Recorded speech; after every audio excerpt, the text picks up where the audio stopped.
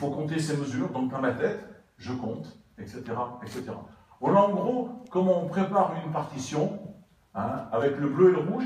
Le bleu pour les instruments avant, c'est-à-dire le haut de la partition, j'avais des partitions, vous pourrez regarder tout à l'heure, flûte au bois, clarinette, basson, en bleu, avec des abréviations, FL pour flûte, OB pour oboe, au bois, clarinette CL, fagotte, FG pour les bassons. Ensuite, vous avez tous les instruments à cuivre et percussion, c'est en rouge. La trompette, c'est un plus. Le corps, c'est un cercle rouge. La trombone, c'est un petit trait, non, c'est un cercle avec une diagonale en rouge. La timbale, c'est un petit trait avec un demi-cercle en dessous, en laissant un petit bord. Et ensuite, vous avez tout le quatuor à cordes, ce qu'on appelle le quatuor à cordes, premier violon, deuxième violon, alto, violoncelle, contrebasse, qui est en bleu, avec des abréviations.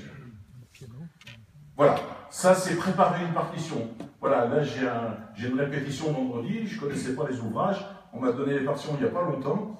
Ce soir, et tard dans la nuit ou demain matin, ben, j'ai tout à régler ça pour que mon œil sache à l'avance qui je vais faire rentrer, à qui je vais faire un signe, parce qu'il ne joue pas pendant des fois 4-5 minutes, et même si le musicien va compter ses mesures, comme on dit, c'est bien de le rassurer, mais ce n'est pas tout.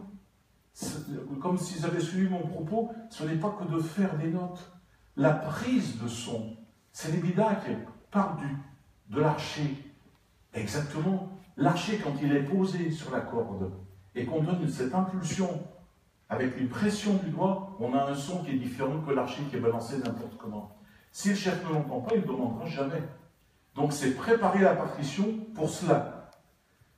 Sachant quand même que si un musicien d'orchestre a été régulièrement recruté, il doit connaître la musique et ne pas compter sur le chef pour bien jouer de son instrument et lui mettre toute la faute d'un concert pas très réussi.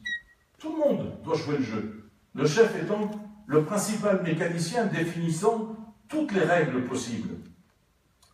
C'est seulement après ce travail-là que le talent, le génie d'un chef musicien va pouvoir nous conduire vers l'extase. Si, comme je l'avais dit au début de mon propos, il sait lire derrière les notes et faire entendre ces fameuses octaves supérieures si chères au chef roumain.